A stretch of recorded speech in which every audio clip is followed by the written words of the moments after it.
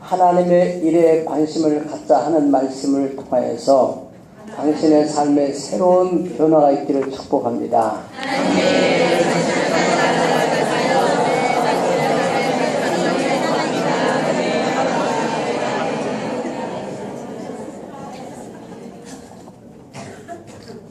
지난주에 우리 창조국제크리스찬학교 옥상에 가보니까 거기에 천년초가 꽃으로 활짝 피는데 너무너무 보기가 아름다워요. 저도 그런 선인장에 꽃핀 걸 처음 봤어요. 그래서 혼자 보기 아까워서 그 사진을 찍어가지고 우리 셀리더 카톡방에다가 딱 올렸더니 그래서 참 너무 좋다고 그렇게 문자가 왔어요. 근데 한 집사님이 저한테 묻는 거예요. 목사님, 그 선인장이 언제부터 있었습니까? 한 3년 됐는데요. 아니, 제가 거기 보리수 따라 몇 번 올라가는데 저는 못 봤는데요. 그러는 거예요. 못 본 게 당연하지요. 왜 그렇습니까? 그분의 마음속에는 보리수 따는 것만 눈에 안 보이는 거예요. 오직 보리수 열매, 그 열매에 관심이 있기 때문에 그렇습니다. 우리 박물관에 한번 어느 분이 오셨어요. 오셔서 이 박물관, 이렇게 좋은 박물관을 언제 썼습니까? 여기다가. 그래서 이게 한 10년 넘었는데요. 지금 관람객들도 한 22만 정도 이상 왔다 갔죠. 아니, 내가 여기 바로 이 신천동에서 나는 수년 동안 산 사람인데 이걸 이거 내가 못 봤다고. 왜요? 관심이 없었어요. 그게 큰 건물이고 알만한 사람은 다 알고, 그런데도 관심을 안 가지면 모른다는 거예요. 그런 관심이라는 것은 누가 갖느냐? 자기가 좋아하는 것, 또 자기가 사랑하는 것, 또 자기와 이해관계가 있는 것에만 사람이 관심을 갖지, 그렇지 않은 것에는 별로 관심을 안 가져요. 그렇기 때문에 이웃사람이 죽어가는데도 모르는 경우들이 많잖아요. 그거는 두 번째 치고, 가정에서 부모님이 병들어 죽어가시는데도 자녀들이 모르는 경우가 있어요. 부모들 말 안 하면 몸이 아픈데 병원에 가고 싶은데 누가 자식들한테 부담 줄까 봐서 못 가가지고 병원을 채워가지고 돌아가시는 분 있단 말이죠. 사랑은 관심입니다. 따라 사랑은 관심입니다.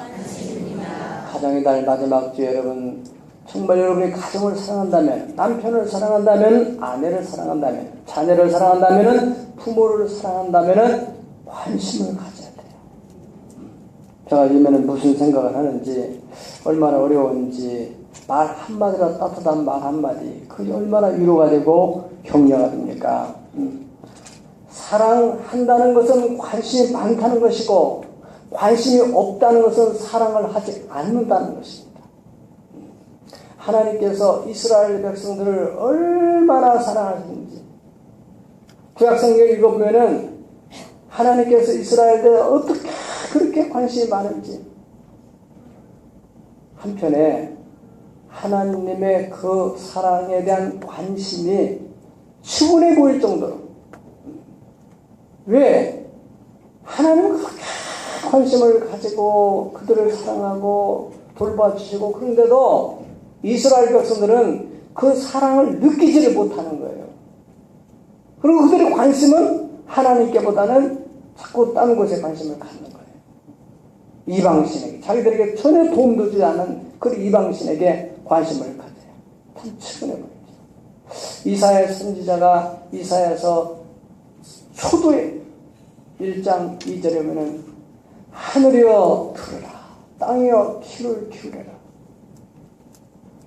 소는 그 임자를 알고 나귀는 그 주인의 구유를 알건만은 내 백성은 나를 알지 못한다.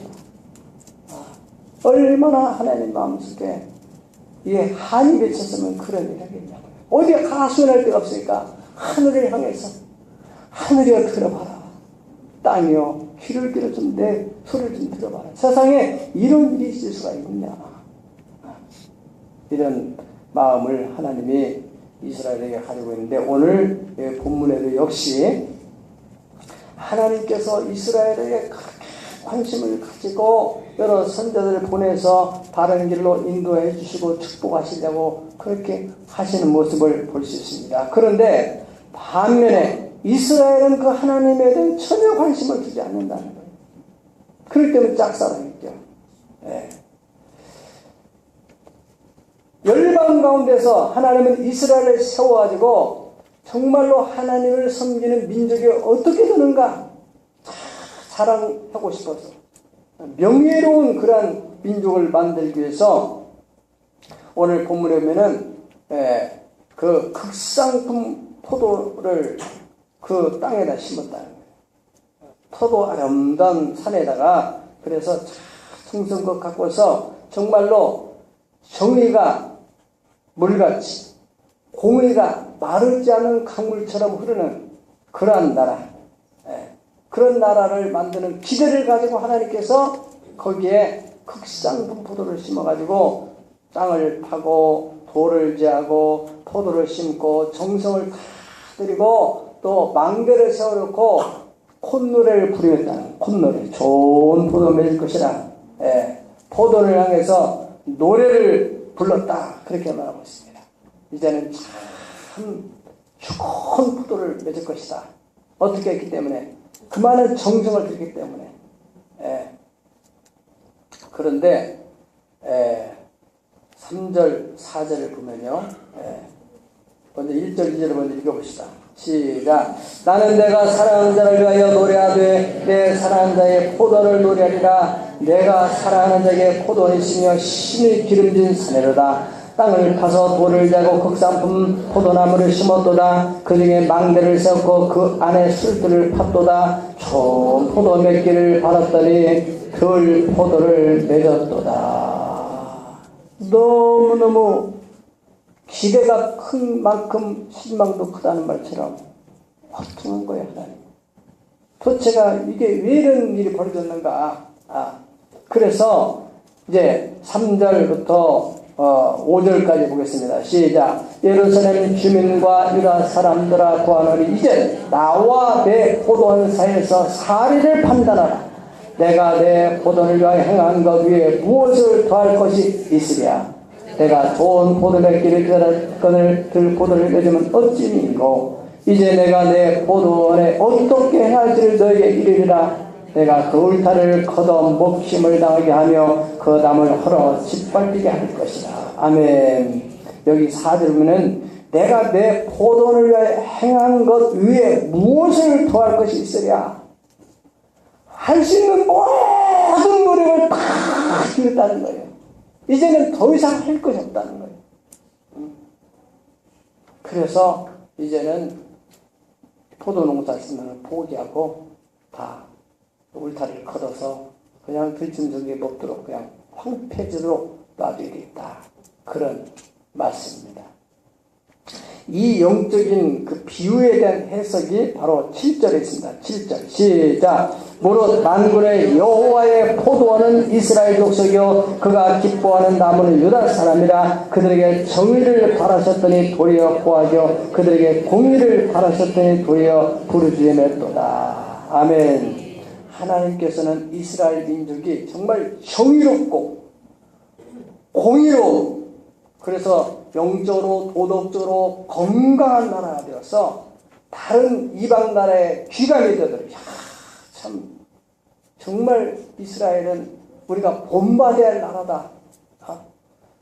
영적인 면에서나 도덕적인 면에서나 윤리적인 면에서나 이 사회에 대해서 질서 있고 건강한 그런 사회를 가지고 있습니다. 그런데 이 열방의 다른 나라들과 다를 바가 없는 그러한 나라가 되고 말았다. 무질서한 나라, 죄악이 팽배한 그런 나라가 되었다는 것입니다. 그 이후 왜 이렇게 됐나? 두 번째, 이스라엘의 그 관심이 딴 곳에 있기 때문이라는 거죠. 8절 봅니다. 시작. 가옥에 가옥을 이으며 전투에 전투를 더하여 빈틈이 없도록 하고 이 땅 가운데에서 홀로 거주하는 자들은 화가 있을지. 만군의 여호와께서 내게 말씀하시되 정령이 허다한 가옥이 황폐하니 크고 아름다울지라도 거주할 자가 없을 것이며 열흘같이 포도에 겨우 포도주 한 밭가 나겠고 한 호멜의 종자를 뿌려도 그 간신히 한 에바가 나리라 하시도다. 아멘. 이들의 관심은 어디에 있었느냐면은 물질 그리고 쾌락 즐기는 데 있었어요. 이것은 어떤 영향을 받았냐면은 바알과 아세라 신의 영향을 받았기 때문이었습니다. 여러분 말씀하신 대로 바알의 신은 물질의 신이에요. 물질의 신. 그리고 바알의 신에 잡혔다면은 그 물질을 취하기 위해서 그냥 앞뒤를 안 가리는 것입니다. 네. 그러다 나중에 이제 그 물질로 인해서 큰 어려움을 또 당하게 돼요. 쾌락의 신도 마찬가지예요. 아세라 신은 쾌락의 신인데 그 물질을 가지고 이제 즐기는 데다가 쓴단 말이죠. 그런 반면에 여기 11절 12절에 보세요. 11절 12절 시작. 아침에 일찍 일어나 독주를 마시며 밤이 깊도록 포도주에 취한 자들은 화에 있을진저. 이게 뭡니까? 아침에 일찍 일어나서 독주를 마시고 밤이 깊도록 포도주에 취하고 그 돈이 있으니까 그 돈을 막 밤낮으로 즐기는 데만 쓴다 이거예요. 네.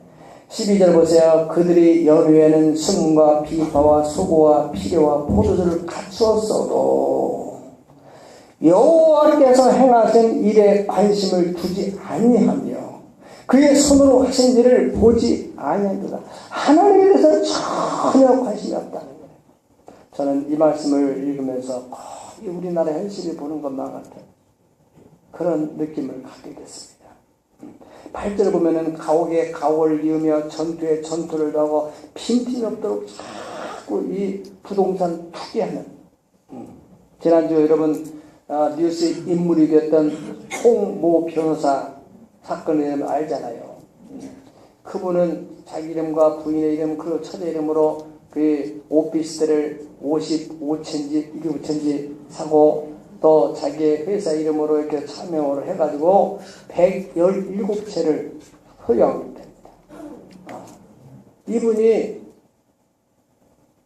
4년 8개월 전에 검사장한 전관 예우라고 하는 그런 잘못된 관행을 이용해가지고 거기서 이제 벌금 낼 사람을 벌금을 안 내도록 이렇게 해서 변호를 해준다든가 구속된 사람을 구속 안 되도록 한다든가 뭐 이렇게 해서 판사들을 갖다가 이렇게 로비를 해가지고 이 사람이 3개월 만에 24억을 벌고 지금 4년 8개월 만에는 수백억을 못하는 거예요. 그 오피스를 그 117채면은 하루에 하룻밤씩만 자더라도 얼마나 자요. 저는 평소에 그런 생각을 했어요. 아니, 이렇게 아파트들을 많이 짓는데 왜 집이 없다고 하는가? 나도 물론 집이 없고 왜 이런 현상이 벌어진가 봤더니 집 있는 사람들이 막 자꾸 집만 사는 거예요. 꼭 이 사람 한 사람뿐이겠어요. 네. 이거는 여러분들이 우리나라의 경제에 큰 문제를 야기시키는 겁니다. 생산성 있는 데 투자 안 하고 다 땅과 집만 사놓고 있으면은 이게 나라 경제가 어떻게 돼요? 돈이 거다 다 들어가야지. 누가 그것을 어떻게 하겠어요? 서민들만 계속 그 남집에서 월세 내고 또 전세 또 은행이 또 융자받아 내야 되고 이러니까 다 악순환이 된다는 거예요. 물론 우리가 재테크를 해야지요. 나 해도 너무 해서는 안 되지 않단 말이죠. 그리고 고액지 있는 사람들이 정말 사회를 생각, 국가를 생각하고 그렇게 해야 되지. 어떻게 그렇게 하면 서민들은 어떻게 하냐 말이에요. 네. 여러분 이게 이 나라가 망하고 역사가 끝난다면 일어나는 기본적 현상입니다. 지금 그 한 번을 지내는 게 아닙니다. 드러나지 않은 사람들이 얼마나 많은지 몰라요. 지금 어려워서 살기 힘든 사람들인데 그런데다가 손 내밀든 도움을 주지는 않고 오직 가옥에 가옥을 이어가고 전투에 전투를 도하고 누가복음 17장 26절부터 30절쯤에는 노아 시대 홍수 심판을 받기 전에 사유현상, 소돔과 고모라의 유황불의 심판을 받기 전에 그 사유현상이 똑같습니다. 보세요. 노아의 때와 때 된 것과 같이 인자의 때에도 그러하리라. 노아가 방주에 들어가던 날까지 사람들이 먹고 마시고 장가들고 씹가더니 쾌락. 방주에 들어가던 날까지 지금 하나님의 진노가 임하고 있는 것을 모르는 거예요. 돼지가 꼭 지금 도사장에 가고 도살장에 끌려가고 있는데 그 앞에 지금 먹는 거 그거만 지금 앞으로 몇 분 후에는 목이 잘릴 텐데 그 생각을 모르고 하는 것처럼 인간이 바로 홍수가 나서 그들을 멸망시키게 되는 데까지 못 깨닫게 되고 또 노세 때도 마찬가지입니다. 노세 때 사람들이 먹고 마시고 사고 팔고 심고 집을 짓더니 자꾸 이런 쪽에다만 롯이 소돔에 나가던 날에 하늘로부터 불과 유황이 비오듯 하여 그들을 멸망시켰느니라. 인자가 나타나는 날에도 그러하리라. 종말은 옵니다. 여러분. 과학자들이 하는 얘기요 또 역사가들이 하는 얘기입니다. 자연현상에도 지금 여러 가지로 우리에게 얼마나 좀 예전과 다른 현상들이 많이 일어나게 되고 더위와 추위 또 여러 또 이런 바이러스들 현재 미국에서는 어떤 항생제로도 해결할 수 있는 슈퍼 바이러스가 나타나가지고 어떻게 치료할 수가 없다는 거죠. 지금 그런 시대를 우리가 살아가고 있습니다. 여러분 이런 때 지금 과연 우리는 어떻게 살아야 할 것인가? 정말 천국이고 주님의 재림을 사모하는 사람이라면 어떻게 살아야 됩니까? 많은 선교학자들은 우리 한국을 제2의 선민 이스라엘 국가라고 이렇게 말하고 있습니다. 우리는 36년 동안 일제 강점기를 지냈고 또 해방이 된지 해방돼서 1945년 해방 이후에 1948년도에 나 국가를 수립하고 정부 수립한 이후에 50년에 또 6.25 동남기 가서 이 전 국토가 완전히 폐허 상태에서 적어도 50여 년 만에 이 나라가 세계 경제 10대 국안에 들어가야 되는 어마어마한 이런 역사는 하나님께서 이 나라에 수많은 선교자들의 피가 뿌려졌기 때문에 교회가 붕이 나고 경제가 성장이 되고 그런 가운데서도 정치적인 발전을 통해서 정말로 민주국가를 이루게 됐지 않습니까? 그런데 이 나라 백성들의 그 관심, 소위 말하면 사회를 주도해 나가는 지도층 그룹들이 전부 지금 관심이 거기에 있다. 여러분 나라라는 것은요, 이 건강한 나라, 건강한 사회는 이게 순환이 잘 돼야 돼요. 경제가 어려운 것도 가진 사람은 딱 쥐고 있으니까 이게 풀질 않으니까 지금 자꾸 어려워지고 서민경제도 어려워지고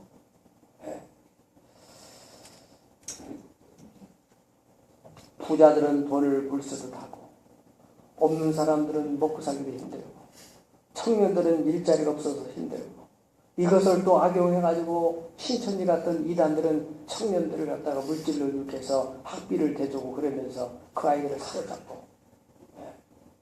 지금 이런 현실 속에 살아가고 있는데 또 한편에서는 또 동성연애 축제를 한다고 그 난리를 치고 또 그것을 하라고 허락을 해주는 서울시장이야 관객 공무원들도 보면은 시간 참 이해가 안 되는 이게 뭐 하는 짓인지 말입니다.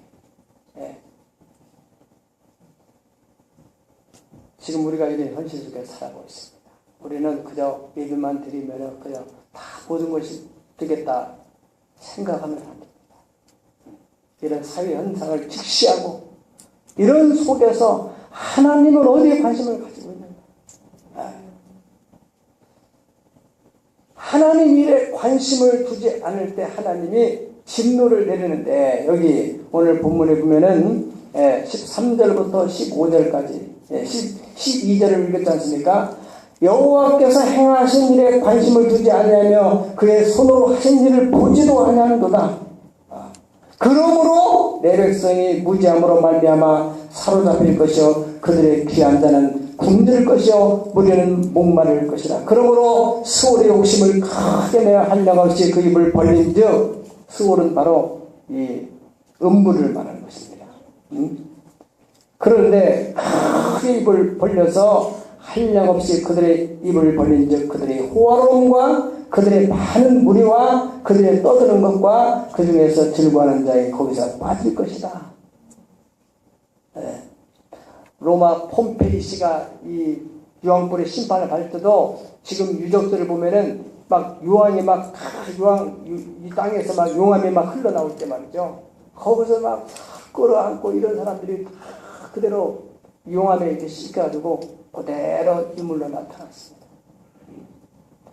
인간의 그 죄악의 그 포화 상태, 절정에 도달할 때 하나님이 더 이상 일 안 되겠다 할 때는 반드시 심판하게 돼 있어요. 그것이 역사입니다. 역사. 네. 그러니까 하나님께서 이스라엘을 그렇게 관심을 두고 축복하시고 가나안 땅을 주신 것은 그 나라 중에서 정의롭고 공의로운 나라를 만들기 위해서. 그래서 너희가 추수했을 때는 또 객과 과와 가난한 자들을 불러다가 그들에게 피부를 채워주고 또 하나님을 함께 찬송을 하고 영광을 돌리게 해라. 그 절기도 다 잊어버리고 가진 사람은 계속 가진 데만 신경 써요. 여러분, 우리는 아직까지 그런 수준은 아닐지 몰라도 여러분 가운데 정말로 그래도 우리가 살아가고 있다는 것은 하나님이 간신 속에서 부으신 축복을 믿으시기 바랍니다. 왜 하나님께서 우리에게 그러한 은혜를 부어주셨을까? 이것은 하나님이 뭔가 우리를 향하신 기대감이 있다는 거예요. 여기에 극상품 포도나무를 심을 때에는 그 나름대로 기대를 하면서 콧노래를 부르면서 심었고 기대를 했는데 막상 따보니까 들포도, 추수 때 보니까 들포도라는 거예요. 복 달라고 그냥 눈물을 흘리면서 그냥 작정기도 하고 그래가지고 이제 그래 하나님이 기대했으니까 그래 너가 그거 낸단 봤으니까 너한테 복 주면 이제 네가 나의 일 좀 하겠다, 나의 청지기로서 내 마음을 시원케 하겠다 라고 했는데 막상 줘보니까는 들포도네. 허리를 졸라면서 헌신 봉사하는 사람이 이제는 생기니까는 이제는 귀찮은 거예요. 여러분, 이럴 때는 정말 하나님 앞에서 우리가 꼭 깨달아야 할 것은 진정한 복이 무엇인가? 하나님과 관계를 그대로 유지시켜 가는 것이 복인을 믿으시기 바랍니다. 네. 여러분, 여러분의 관심은 과연 어디 있습니까? 저는 오전에 여러분이 문자가 왔어요. 목사님, 시간이 있어요. 상담을 할 일이 있습니다. 성도가 상담하지 않는데요. 언제든지 특별하게 무슨 일이 없는 한 오세요. 그래서 오라고 해서 같이 얘기를 했어요.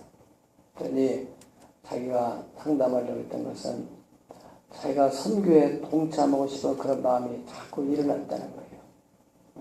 근데 자기 현실은 지금 어떤 일로 인해서 한 수천만 원 정도를 필요한 돈이 있는데 돈이 없으니까 지금 거기다 넣어야 될 일인데도 자꾸 하나님이 그런 마음을 줬다는 거예요. 무슨 마음을 주냐면은 너는 자꾸 네 재산만 늘리고 하는 데만 신경 쓰냐. 꼭 내가 설교를 어떻게 하려고 하는 것을 엿보는 것처럼 말이죠. 그래서 어떻게 하면 좋겠냐고 그래서 우리가 선교하는 것은 몸으로도 가서 할 수 있고 기도로도 할 수 있고 물질로도 할 수 있고 방법은 여러 가지겠는데 중요한 것은 내 형편에 맞게끔 기쁨으로 해야 된다.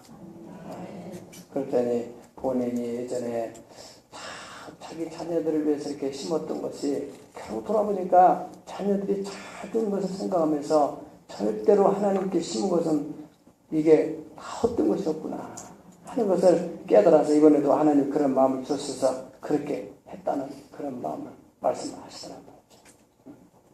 여러분, 세상이야 어떻든 다른 사람들이 어떻든 간에 우리는 하나님이 정말 살아계시다라고 믿는 그 기본적인 믿음이 있다면은 하나님께서 행하신 일을 보아야 한다 이거예요. 관심을 가져야 한다 이거예요. 네. 전 여러분들에게 몽골 선교를 다 그쪽에만 관심을 가져라 그런 얘기 아닙니다. 다 거기다 관심 가지면 이거 교회 이름 더 어떻게 있어요? 하나님께서 우리 교회에서 행하신 일, 그 일에 대해서 우리가 내게 주신 은사 따라서, 형편 따라서 관심을 가져요. 다음 주부터 몽골 컨퍼런스에 대해 관심이 있다면 그 기도로 참여할 수도 있고, 그런데 그쪽에 자꾸 신경 쓰인다. 그러면 거기에. 이제 또 우리 교회가 OK 마트라는 것은 바로 5km 반경 내 하나님의 사랑을 실천하는 데 있어서 어려운 이웃들과 함께 사는 나누기 위해서 지금 마트를 잘 지금 만들어 놨어요. 거기에 참여할 수 있는 거예요. 그럼으로써 이웃에게 정말 하나님의 사랑을 나눠주는, 우리 집에 쓰다 남은 것이 아니라 새 것인데 안 쓰고 있는 것, 이런 것을 내놓아가지고 또 정말로 사고 싶고 꼭 필요한데 돈이 없어서 못하는 사람들 있잖아요. 이런 사람들에게 제공해 줄 수 있는 통로로서 역할을 하는 게 바로 OK 마트입니다. 네, 우리 1층에 지금 다 이렇게 세팅해 놨잖아요. 그리고 또 6월 25일 날 우리 6월 달에 오케스트라 또 큰 연주회를 하게 된단 말이에요. 그것도 역시 마찬가지입니다. 거기에다 관심을 가지고 또 거기에 또 참여하고 기도하고, 경로대 일꾼들은 경로대학에다 관심을 가지고 이렇게 함으로써 노인들이 참 소외되고 어디 갈 데 없고, 이 노인들이 말이죠, 여름방학, 겨울방학만 온다면 아주 신나는가 봐요. 일반 학생들은 방학이면 그렇게 좋아하는데 이 노인 어르신들이 방학만 하면 어디 그래도 일주일에 한 번씩 그 교회 가서 또 예배하고 찬송하고 또 좋은 말씀 듣고 밥 먹고, 그게 기다림이 되는데 스태프들도 힘들고 사실 저도 또 힘들고, 그래서 우리는 방학이 얼마나 기다려지는데 그분들은 그렇게 그러면 이렇게 그 바쁜 중에도 자기들 시간 내서 식사를 제공하고 또 행정일들을 봐주고 이런 분들이 있기 때문에 이게 가능한 것이란 말이에요. 어지간한 교회는 엄두를 내지 못해요. 왜? 자기 살기에 다 바빴어. 7월 말에 있을 제3차 원어민 초청 영어 캠프를 하는 데가 마찬가지입니다. 비전수를 지금 열심히 준비하고 있어요.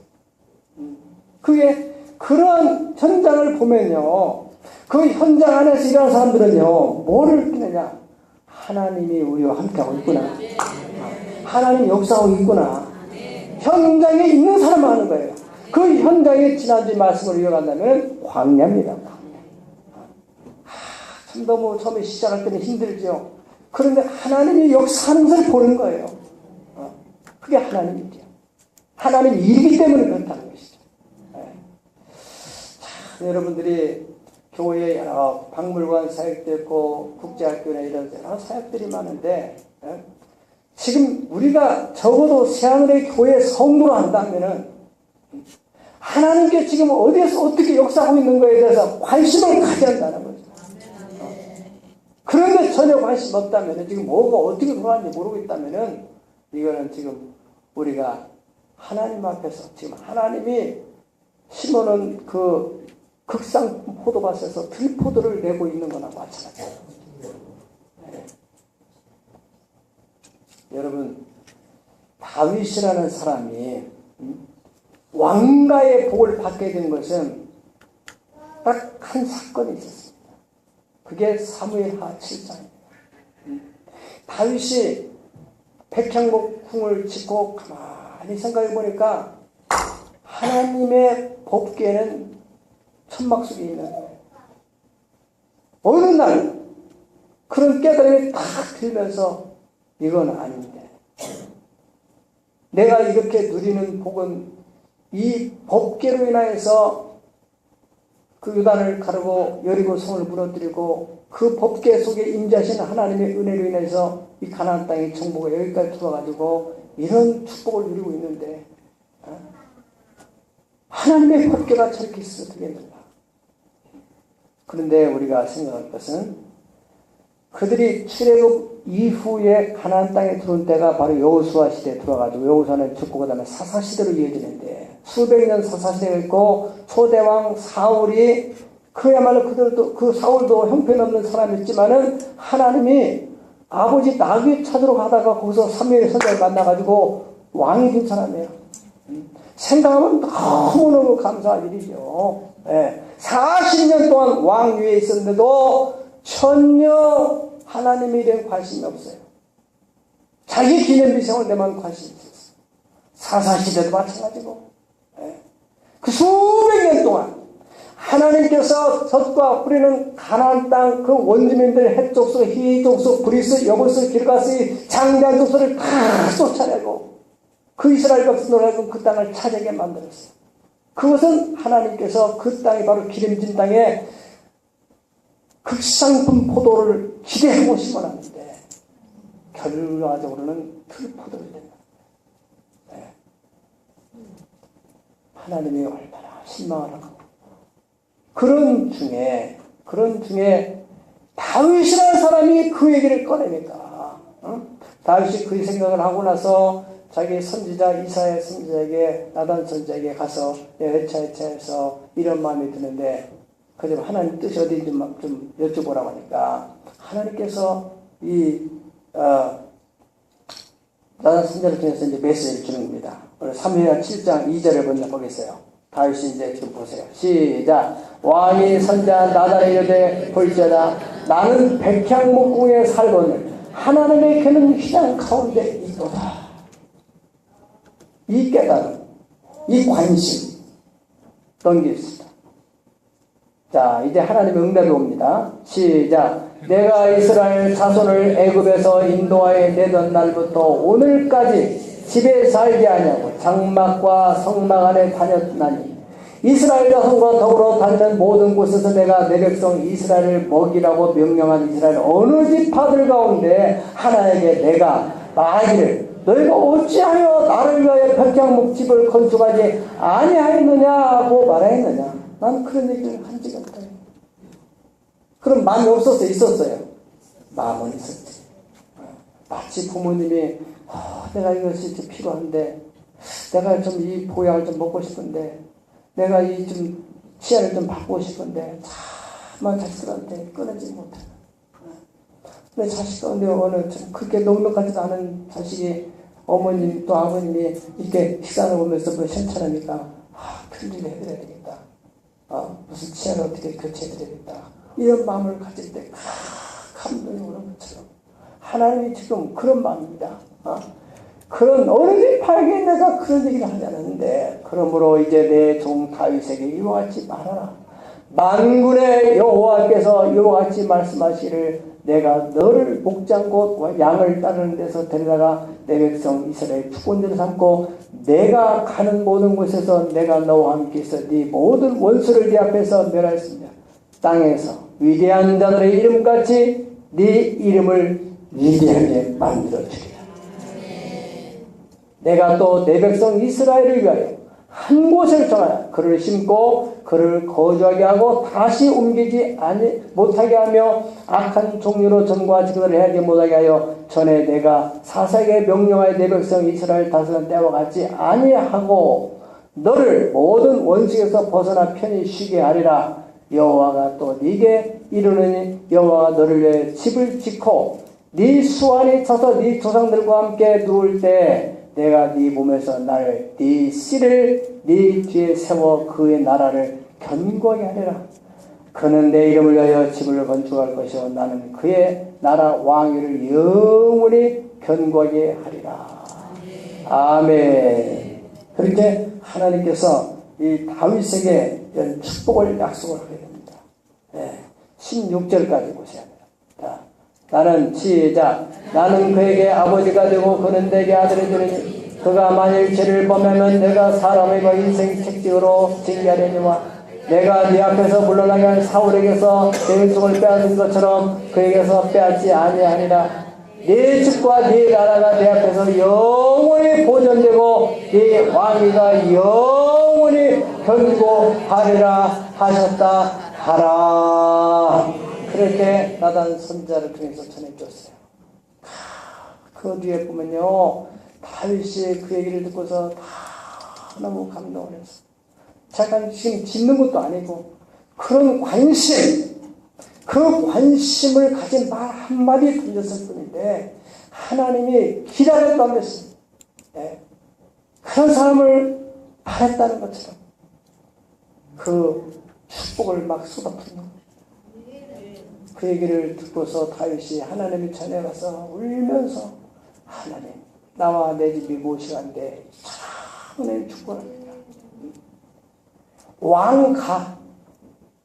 왕가를 얘기한다. 사울왕은 일대로 끝났지만 그 후손들이 잘못한 일 있더라도 왕권은 빼앗지 않겠다.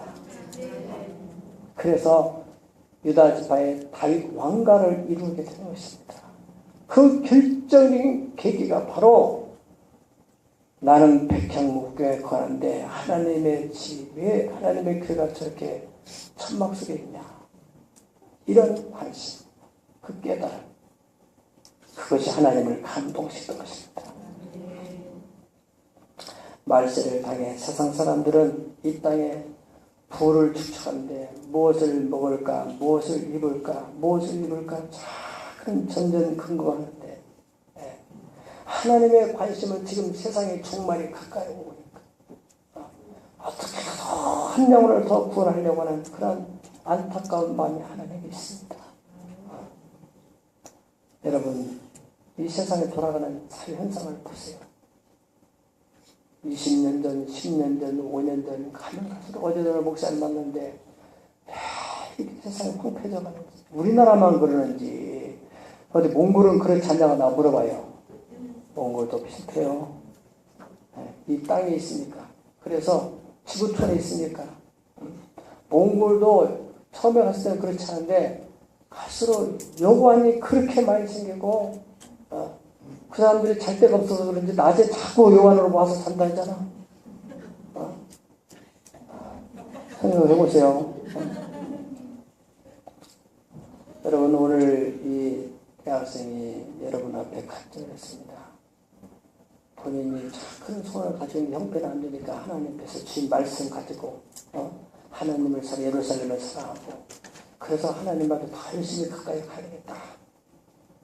먼저 그 나라와 그 일을 구했더니 이 모든 것을 더하시는 하나님 은혜를 본인이 경험했다지 않습니까? 그렇습니다. 너희 무엇을 먹을까, 무엇을 입을까, 무엇을 마실까, 이건 다 이방 사람들이 한 것이다.